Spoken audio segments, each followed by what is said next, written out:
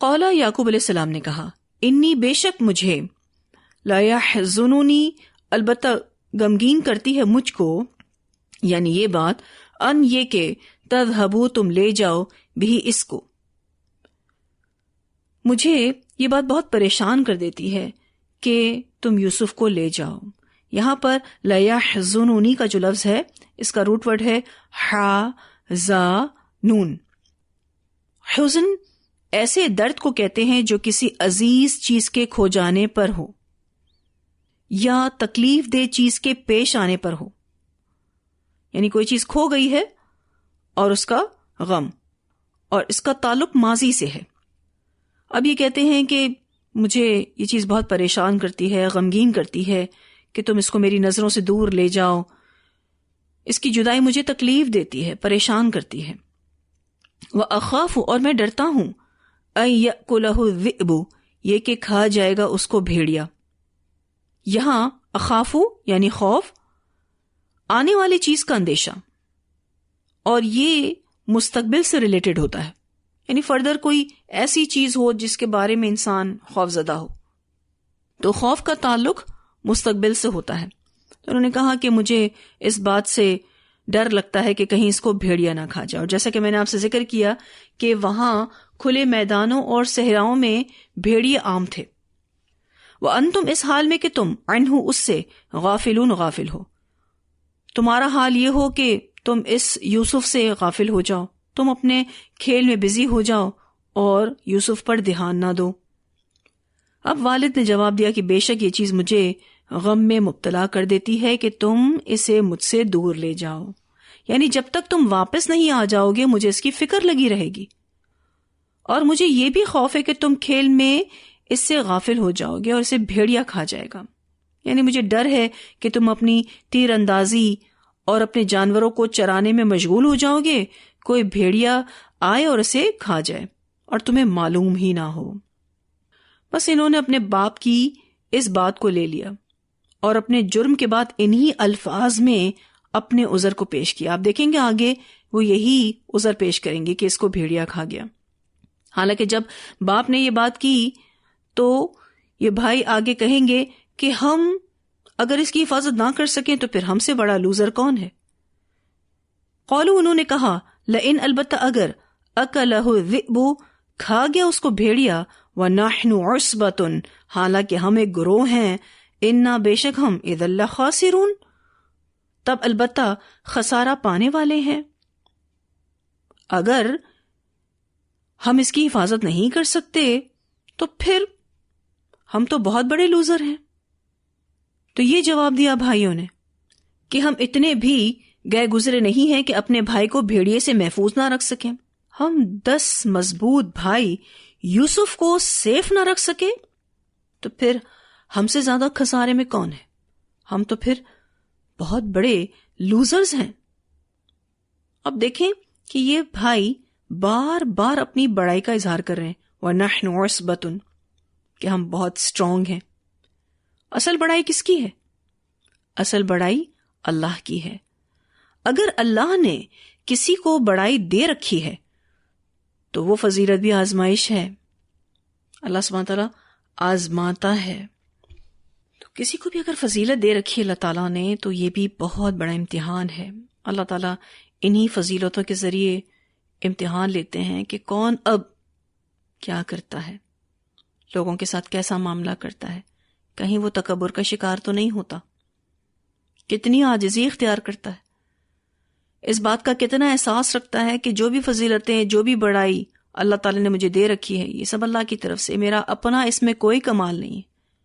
لیکن ان بھائیوں کو آپ دیکھیے تو وہ بارہا اس بات کا اظہار کر رہے ہیں وَنَحْنُ عُصْبَةٌ ہمارا حال تو یہ ہے کہ ہم ایک بہت بڑا گروہ ہیں، ہم ایک بہت بڑی جماعت ہیں، ہمیں کوئی نہیں ہرا سکتا۔ فلما تو جب ذہبوا وہ لے گئے بھی اس کو وَأَجْمَعُوا اور انہوں نے طے کر لیا، اتفاق کر لیا، ان یہ کہ یجعلوہ ڈالیں اس کو فی غیابت الجب اندھے کنویں میں یا پھر کنویں کی گہرائی میں۔ خیر انہوں نے اپنے باپ کو منا لیا اور یوسف علیہ السلام کو لے گئے۔ اور ایسا بعض دفعہ ہوتا ہے کہ ایک بات جو آپ بالکل نہیں ماننا چاہتے بچوں کے اصرار پر اس کو کر جاتے ہیں، خواہ اس میں ان کی ہلاکت یا نقصان کا اندیشہ ہو، خواہ واضح طور پر نقصان نظر آ رہا ہو۔ پھر جب نقصان ہو جاتا ہے تو دل میں خیال آتا ہے کہ مجھے پہلے ہی سے یہ محسوس ہو رہا تھا کہ کچھ گڑبڑ ہے۔ اب انہوں نے یعقوب علیہ السلام سے یوسف علیہ السلام کو لے جانے کی پرمیشن لے لی، اور یہ سارے کے سارے اس بات پر جمع ہو گئے، وَأَجْمَعُوا أَن يَجْعَلُوهُ فِي غَيَابَةِ الْجُبِّ، سب نے اس بات پر اتفاق کر لیا کہ اسے گہرے کنویں میں ڈال دیں گے۔ اچھا، ایک بھی متفق نہ ہوتا تو سب کا پول کھل جانے کا ڈر ہوتا، اس لیے یہاں یہ بتایا گیا کہ یہ سارے راضی ہو گئے، سب نے اس غلط کام کو کرنے پر آمادگی کا اظہار کیا۔ حضرت یعقوب علیہ السلام نے جب یوسف علیہ السلام کو ان کے ساتھ روانہ کیا تو انہیں گلے لگایا، بوسہ دیا اور ان کے لیے دعا فرمائی۔ اب بھائی ان کو لے کر گئے، تھوڑا ہی دور گئے تھے، یعنی اپنے باپ کی نظروں سے تھوڑا ہی اوجھل ہوئے تھے کہ انہوں نے یوسف علیہ السلام کو گالیاں دینا شروع کر دیا، مار پیٹ کرنا شروع کر دیا، اور اس کنویں کے پاس لے آئے جس میں انہیں گرانے کا انہوں نے فیصلہ کیا تھا۔ انہوں نے ایک رسی کے ساتھ باندھ کر یوسف علیہ السلام کو اس کنویں میں لٹکا دیا۔ یوسف علیہ السلام ان میں سے جس کا سہارا لینے کی کوشش کرتے وہ آپ کے چہرے پر تماچے مارتا اور گالیاں دیتا، اور جب آپ کنویں کی دیواریں پکڑنے کی کوشش کرتے تو وہ آپ کے ہاتھوں پر مارتے۔ کتنا زیادہ ریزسٹ کر رہے تھے یوسف علیہ السلام، اپنے آپ کو بچانے کی کوشش کر رہے تھے یوسف علیہ السلام۔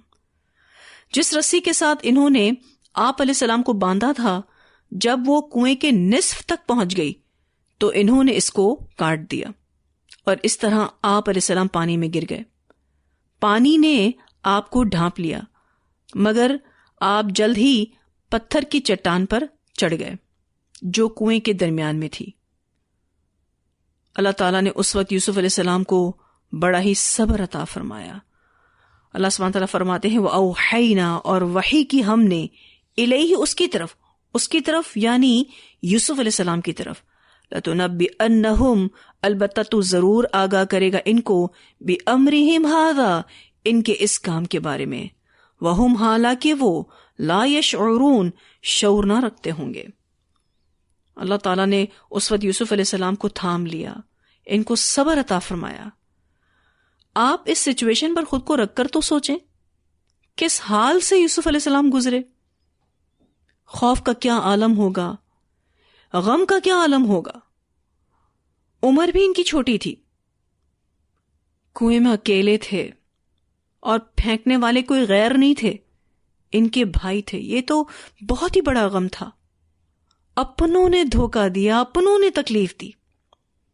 اللہ سبحانہ تعالیٰ نے اس وقت یوسف علیہ السلام پر وحی کی، اور یہ الہام کی صورت تھی، یعنی یوسف علیہ السلام کے دل میں اللہ تعالیٰ نے یہ بات ڈالی تھی، کیونکہ ابھی آپ علیہ السلام کو نبوت تو نہیں ملی تھی کہ باقاعدہ وحی ہوتی، تو آپ کے دل کو الہام کیا گیا تھا۔ اور اس کی مثال انشاءاللہ آپ آگے پڑھیں گے کہ موسیٰ کو بھی اللہ تعالیٰ نے الہام کیا تھا۔ کس بات کا الہام کیا تھا؟ کہ تم جو موسیٰ کو دریا میں بہا رہی ہو، اللہ تعالیٰ تمہیں اس کو واپس لوٹائے گا۔ تو اسی طرح کا کچھ الہام یوسف علیہ السلام کے دل میں بھی اللہ تعالیٰ نے کیا۔ اللہ نے ان کے دل میں یہ بات ڈال دی کہ ایک وقت ایسا آئے گا کہ تم انہیں، یعنی اپنے بھائیوں کو، ان کے سلوک کے بارے میں بتاؤ گے اور ان کو کچھ خبر نہ ہوگی، یعنی یہ تمہیں اس وقت پہچانیں گے نہیں۔ لیکن یہ جو مشکل گھڑی تھی، اس میں اللہ تعالیٰ نے یوسف علیہ السلام کے دل کو سکون دیا اور ثابت قدم رکھا۔ آپ دیکھیں تو بہت چھوٹے ہیں یوسف علیہ السلام، کہا جاتا ہے 12-13 سال کی عمر تھی، لیکن بہت ہی میچیور ایٹیٹیوڈ ہے، ورنہ عموماً اس عمر کے بچے تو اس سچویشن میں رونا دھونا شروع کر دیتے ہیں، چیخنا چلانا شروع کر دیتے ہیں، لیکن اللہ تعالیٰ نے یوسف علیہ السلام کو سنبھال لیا، ان کو تھام لیا، ان کے دل میں یہ بات ڈالی کہ آپ یہاں سے نکال لیے جائیں گے، اسی لیے وہ بہت ریلیکس تھے۔ اخوان یوسف نے یوسف علیہ السلام سے سب کچھ چھین لیا، لیکن وہ دل کا سکون نہ چھین سکے۔ پھر اللہ سبحانہ تعالیٰ آگے یوسف علیہ السلام کو فتح اور نصرت عطا کرے گا، بلند درجات عطا کرے گا. اللہ تعالیٰ نے کہا کہ یہ سب کچھ ہوگا، ڈونٹ وری، یہ اینڈ نہیں ہے، یہ اختتام نہیں ہے، ابھی آگے بہت کچھ ہونا ہے. تم بہت سی کامیابیاں پاؤ گے، تم بلند درجات پاؤ گے. بسا اوقات ہم بھی ایسے حالات فیس کرتے ہیں نا کہ ہم سے کوئی نعمت چھیننا چاہ رہا ہوتا ہے، تو جب تک اللہ نہ چاہے وہ ہمیں کوئی نقصان نہیں پہنچا سکتا. اصل اختیار تو اللہ کے پاس ہے، نفع نقصان کا مالک بھی اللہ ہے.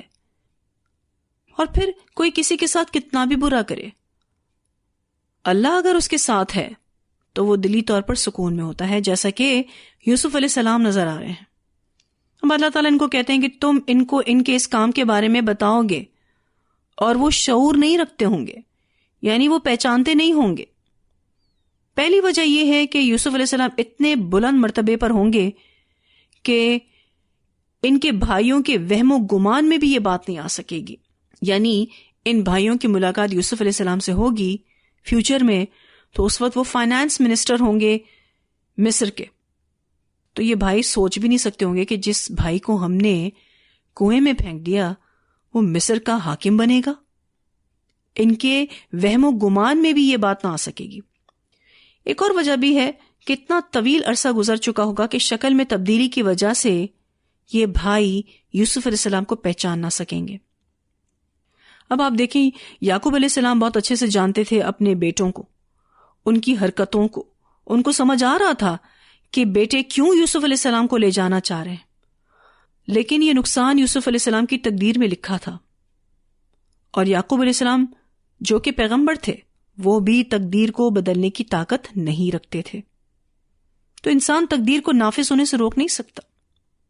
اگر ہم سے کوئی نعمت اللہ تعالیٰ لینا چاہتے ہیں تو اللہ کو کوئی نہیں روک سکتا. اور ویسے بھی آپ دیکھیے کہ یوسف علیہ السلام ایک بہت ہی پروٹیکٹیو ایٹماسفیئر میں پل بڑھ رہے تھے. ایک بہت سیکیور ماحول یعقوب علیہ السلام نے ان کو دے رکھا تھا. وہ اپنے باپ کے بہت ہی محفوظ سائے میں پل بڑھ رہے تھے. اگر وہ اسی طرح سے ہی بڑے ہو جاتے تو وہ مصر پر حاکمیت نہیں کر سکتے تھے. ان کو ٹف سچویشن سے گزرنا ضروری تھا. اللہ تعالیٰ کو ان کو مضبوط کرنا تھا. اللہ سبحانہ تعالیٰ کو اس کمفرٹیبل ماحول سے یوسف علیہ السلام کو نکالنا تھا جو یعقوب علیہ السلام نے ان کو دے رکھا تھا. اللہ تعالیٰ ان کو میچور کرنا چاہتے تھے، مضبوط کرنا چاہتے تھے. اللہ تعالیٰ ان کو صابر اور شاکر بنانا چاہتے تھے. تو کسی بھی چیز کا جانا بسا اوقات ہمیں اپنی ذات کے لیے برا لگتا ہے. دیکھا جائے تو یوسف علیہ السلام کے لیے کوئی آئیڈیل سچویشن تو نہیں ہے. وہ تو ایک بہت ہی سیف ماحول میں رہ رہے تھے، لیکن اب وہ گھر کے اس پروٹیکٹیو ماحول سے نکل کر کنویں میں پڑے ہوئے تھے. تو کسی بھی چیز کا جانا بسا اوقات ہمیں اپنی ذات کے لیے برا لگتا ہے، لیکن اس کا جانا ہمارے لیے بہتر ہوتا ہے. آگے اللہ تعالیٰ کو ہم سے کوئی کام لینا ہوتا ہے، اسی لیے اللہ تعالیٰ ہمیں اس کے لیے مضبوط کر رہے ہوتے ہیں. آگے جا کے آپ دیکھیں گے کئی سال اور بھی ٹف ہوں گے یوسف علیہ السلام کی زندگی کے، لیکن بہت ہی مضبوطی کے ساتھ وہ آگے بڑھیں گے. اللہ تعالیٰ ان کو ڈے بائی ڈے اسٹرانگ کرتا جائے گا. کیوں؟ کیونکہ ان کو پورے مصر کو سنبھالنا تھا، اس لیے ان کو ایک مضبوط شخصیت بننا تھا. اب جب انہوں نے اپنی پلاننگ کو مکمل کر لیا، اب باپ کا سامنا کرنا تھا، جا کر باپ کو مطمئن کرنا تھا. وَجَاءُوا، اور وہ آ گئے، اباہم، اپنے باپ کے پاس، عشاء کے وقت، یبکون، روتے پیٹتے. اب یہ رات کے اندھیرے میں روتے ہوئے اپنے باپ کے پاس آئے اور بظاہر یہ بتا رہے تھے کہ بہت پریشان ہیں، بہت غم میں ہیں. آ کر انہوں نے کہا کہ یوسف اب ہمارے ساتھ نہیں ہے. قولو، انہوں نے کہا، یا ابانا، اے ہمارے ابا جان، انا، بے شک ہم، ذہبنا، ہم چلے گئے تھے، نستبقو، ہم دوڑ لگانے کے لیے، وترکنا، اور ہم چھوڑ گئے، یوسف کو، عند، پاس، متاعنا، اپنے سامان کے، فاکلہ الذئب، پھر کھا گیا اس کو بھیڑیا. وما انتا اور نہیں آپ بمؤمن لنا ماننے والے ہم کو، ولو کننا اور اگرچہ ہوں ہم صادقین سچ بولنے والے. کہا ہم تو تیر اندازی میں بزی ہو گئے تھے اور ہم نے یوسف کو اپنے سامان کے پاس چھوڑا تھا، جو کپڑے اور کھانے پینے کی چیزیں وہ لے کر گئے تھے اس کے پاس ہم نے یوسف کو چھوڑا تھا، تو اسے بھیڑیا کھا گیا. اور آپ نے کون سی ہماری بات ماننی ہے؟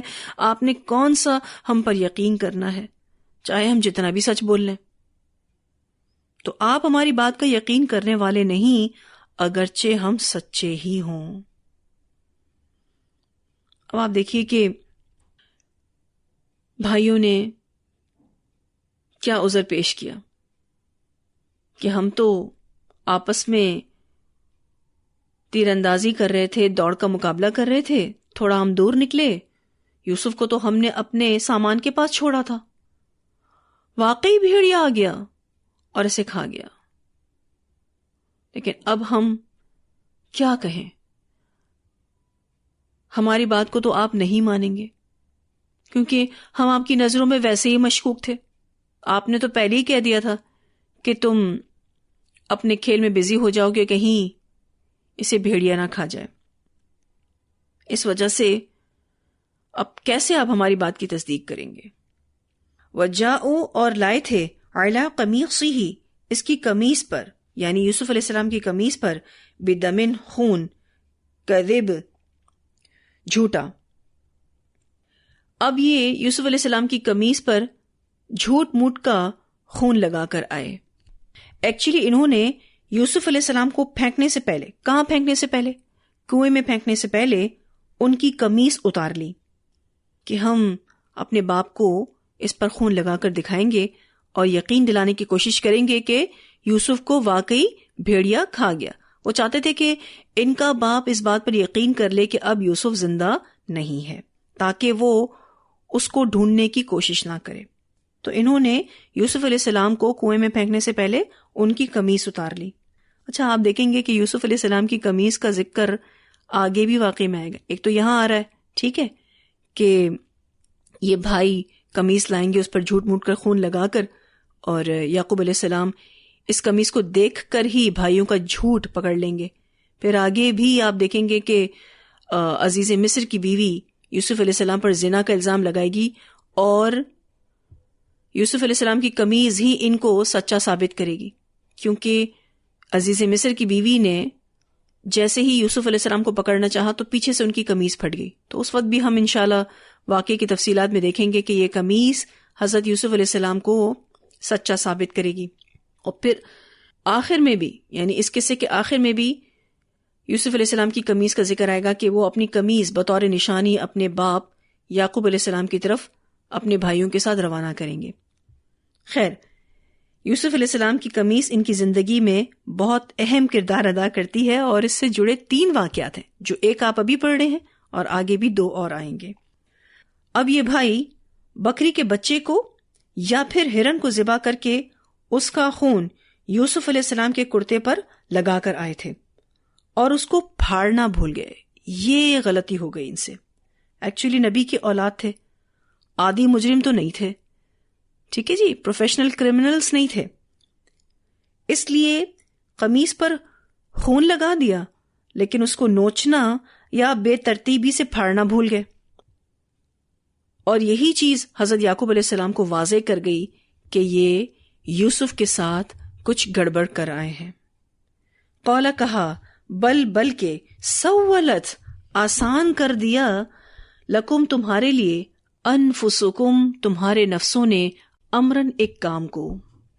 سولت کا جو لفظ ہے اس کا روٹ ورڈ سین واو لام، نفس کا اس چیز کو خوبصورت کر کے دکھانا جس پر نفس حریص ہو. یعقوب علیہ السلام سارے معاملے کو سمجھ گئے. انہوں نے کہا، بل سولت لکم انفسکم امرا، یہ کہانی تم اپنی طرف سے گھڑ کر لائے ہو. ساتھ میں یہ بھی کہا کہ یہ بھیڑیا کتنا سمجھدار ہے کہ پہلے یوسف کا کرتا اتارا، پھر اس کو کھایا اور پھر اس کے کرتے پر کچھ خون لگا دیا. لیکن یعقوب علیہ السلام نے بڑے ہی محتاط انداز میں اور پورے اخلاق کے ساتھ اپنے بیٹوں سے بات کی، کیونکہ ان کو کنفرم نہیں تھا نا کہ ایکچولی ہوا کیا ہے۔ تو آپ علیہ السلام نے ان کے کلام سے اعراض اور شبے کے اظہار کے لیے کہا کہ حقیقت حال یہ نہیں بلکہ تم اپنے دل سے یہ بات بنا لائے ہو۔ قال بل سولت لکم انفسکم امرا، کہا کہ تم نے جو غلطی کی ہے یا جرم کیا ہے اس کو تم نے بہت ایزی لے لیا اور تم اس کو کر گئے۔ تم نے جس طرح سے بات بتائی ہے ایسا نہیں ہوا ہے، لیکن وہی بات کہ یعقوب علیہ السلام تفصیلات نہیں جانتے تھے، اس لیے اس طرح کی بات کہی۔ پھر کہا فصبر جمیل، تو صبر ہی اچھا ہے۔ واللہ، اور اللہ تعالیٰ ہی المستعان، جس سے مدد چاہی جا سکتی ہے۔ میں تم سے کچھ کہنے کے بجائے اللہ سے مدد چاہوں گا علی ما تصفون، اس کے خلاف جو تم بیان کر رہے ہو۔ اب میرے لیے کیا بچا ہے؟ کچھ نہیں بچا۔ اب میں صرف صبر کروں گا اور اللہ سے مدد مانگوں گا۔ تو چونکہ یہ تفصیلات نہیں جانتے تھے اس لیے کہا کہ اب میں صبر کروں گا اور اللہ سے مدد مانگوں گا۔ انہوں نے اس بات سے اپنے بچوں کے لیے اصلاح کا دروازہ کھلا رکھا۔ یہ چاہتے تو ان کو غضبناک ہو کر بھی باتیں سنا سکتے تھے، بہت شدید غصہ یہ کر سکتے تھے، ان کو گھر سے بھی نکال سکتے تھے، لیکن بہت ہی محتاط انداز میں انہوں نے بات کی اور اپنے بچوں کے لیے اصلاح کا دروازہ کھلا رکھا۔ تبھی آپ دیکھیں گے کہ آگے چل کے یہ بچے نیک ہو جائیں گے۔ تو یہاں جو صبر کی بات آئی ہے نا، اور صبر بھی کیسا؟ فصبر جمیل، خوبصورت صبر، اچھا صبر۔ فصبر جمیل ایسا صبر ہے کہ مصیبت پڑنے پر انسان ٹھنڈے دل سے برداشت کر جائے، جزا فضا یعنی رونا دھونا نہ کرے، نہ ہی کسی دوسرے سے اس کا شکوہ کرے، جس میں کسی کو تانا اور تشنی نہ دے۔ یعقوب علیہ السلام نے بیٹوں سے یہ بات سن کر کوئی اعتراض نہیں کیا بلکہ صبر کیا۔ اتنی جوان اولاد جو خوبصورت تھی اور خوب سیرت تھی، اس کے چلے جانے کا غم تھا، لیکن یعقوب علیہ السلام نے صبر کیا، اور یہ بہت مشکل صبر تھا۔ پھر یہ کہ بیٹوں کی سرکشی کا غم تھا، اس پر بھی صبر کیا۔ پھر ان بیٹوں پر بہت زیادہ سختی نہ کی، اصلاح کا دروازہ کھلا رکھا۔ اسی وجہ سے آپ دیکھیے کہ یعقوب علیہ السلام نے کیا کہا؟ فصبر جمیل، تو صبر ہی اچھا ہے۔ اب اتنی پیاری چیز کھونے پر صبر کرنا نو ڈاؤٹ ایک مشکل امر تھا۔ ہم سب بھی اپنا آپ چیک کریں کہ اگر کوئی پیاری چیز ہمارے پاس سے چلی جاتی ہے تو ہم کتنا صبر کرتے ہیں۔ یعقوب علیہ السلام نے بڑا ہی صبر کیا، اور ان کا صبر واقعی قابل دید ہے۔ بیٹے کے کھو جانے پر صبر، پھر یہ کہ بڑی اولاد کے نافرمان ہونے پر صبر، بدتمیز ہونے پر صبر، اور اولاد کا نافرمان ہونا، بدتمیز ہونا انسان کے لیے بڑا ہی تکلیف دہ ہے۔ پھر اپنی اولاد کی انسان کس سے بات کرے؟ جو بھی اپنی اولاد کی بات کسی اور سے کرتا ہے تو وہ اپنے ہی پیٹ سے کپڑا ہٹاتا ہے نا، اپنا ہی عیب دوسروں کے سامنے کھولتا ہے، کیونکہ اولاد obviously اس کی اپنی ہے۔ پھر یہ کہ اپنے دوستوں سے، اپنے رشتہ داروں سے، اپنے محبت کے رشتوں سے، اپنی اولاد سے جن سے بڑی امیدیں وابستہ ہوتی ہیں، جب وہ ساتھ چھوڑ دیتے ہیں نا تو یہ بہت ہی تکلیف دہ چیز ہے۔ ایسے میں صبر کرنا بہت مشکل ہوتا ہے، لیکن صبر کے علاوہ اور کوئی چارہ بھی نہیں ہے۔ اور اللہ سبحانہ تعالیٰ خالص توحید دینے کے لیے بھی ایسا کرتے ہیں، یعنی ہمیں ایسی سچویشن میں مبتلا کرتے ہیں تاکہ اللہ تعالیٰ ہمیں توحید پر لے کر آئے، ہمیں یہ سکھائے کہ اللہ کے سوا اور کوئی ہماری امیدوں کو پورا نہیں کر سکتا۔ اس لیے اس طرح کی اگر کوئی سچویشن ہم میں سے کسی کو بھی درپیش ہو اسے لوگوں سے شکایت نہیں کرنی چاہیے اور نہ ہی اللہ سے کرنی چاہیے، بس یہ کہ اللہ سے رجوع کرنا چاہیے. واللہ المستعان علی ما تصفون. کیونکہ جب ہم فرسٹریٹڈ ہوتے ہیں نا تو ہر کسی کو اپنا پرابلم بتاتے رہتے ہیں. آپ دیکھیں کہ یعقوب علیہ السلام نے اپنے اس پرابلم کو کسی سے بھی شیئر نہیں کیا. آگے آپ پڑھیں گے کہ وہ یہ بات کہیں گے کہ میں اپنا پرابلم صرف اور صرف اللہ تعالیٰ کو شیئر کرتا ہوں. ہم کیا کرتے ہیں؟ پریشان ہوتے ہیں، فرسٹریٹڈ ہوتے ہیں تو ہر کسی کو پکڑ پکڑ کر اپنی پرابلمس بتاتے رہتے ہیں، اور پھر اس سے ہم سکون میں نہیں آتے، ہم مزید بے چین ہو جاتے ہیں. تو ایک طرف تو صبر کرنا ہے اور دوسری طرف اللہ سبحانہ تعالیٰ سے مدد مانگنی ہے. تو یہاں الحمدللہ ہمارا یہ لیسن مکمل ہوا. اتنی آیات کی تلاوت سنتے ہیں. لقد كان في يوسف وإخوته آيات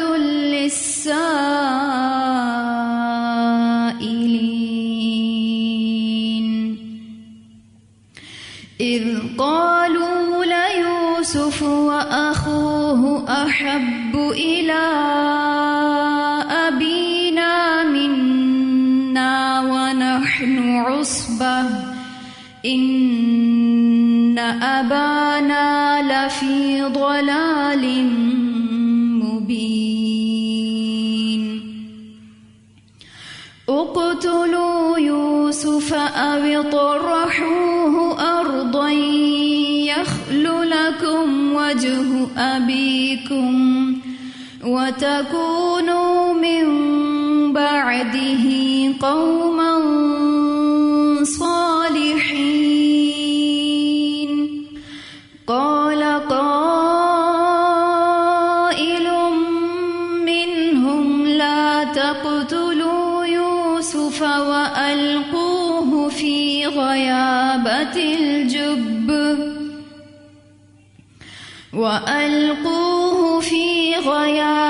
الجب يلتقطه بعض السيارة إن كنتم فاعلين. قالوا يا أبانا ما لك لا تأمنا على يوسف وإنا له لناصحون. أرسله معنا غدا يرتع ويلعب وإنا له لحافظون. قال إني ليحزنني أن تذهبوا به وأخاف أن يأكله الذئب وأنتم عنه غافلون. قالوا لئن أكله الذئب ونحن عصبة إنا إذا لخاسرون. فلما ذهبوا به وأجمعوا أن يجعلوه في غيابة الجب وأوحينا إليه لتنبئنهم بأمرهم هذا وهم لا يشعرون.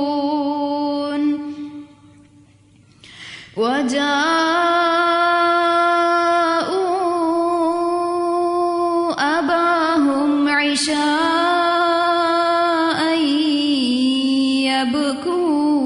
يبكون. قالوا يا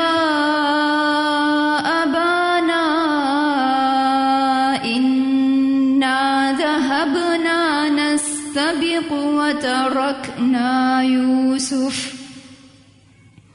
وتركنا يوسف عند متاعنا فأكله الذئب وما بمؤمن لنا ولو كنا صادقين وجاءوا على قميصه بدم كذب قال بل سولت لكم أنفسكم أمرا قال بل سولت لكم أنفسكم أمرا فصبر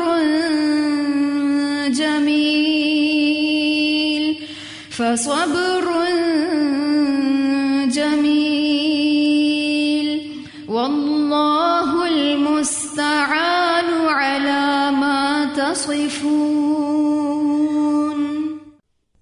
جی ساری آیات واضح ہیں الحمدللہ. تو اللہ کا شکر کہ الحمدللہ ہمارا یہ لیسن مکمل ہوا. بہت امپورٹنٹ لیسنز ہیں سورہ یوسف کے. ہر لیسن آپ کو بہت کچھ سکھائے گا. اصل چیز یہ ہے کہ ہم اس کو لینے والے بنیں. آخر میں جو بات ہوئی وہ فصبر جمیل کی ہوئی. صبر بھی کرنا ہے اور وہ بھی اچھا والا. ہم صبر تو کرنے کی کوشش کرتے ہیں لیکن پھر بعد میں باتیں بھی سناتے ہیں, تو اس کو آپ صبر نہیں کہیں گے. کہیں سے بھی یہ صبر نہیں ہے.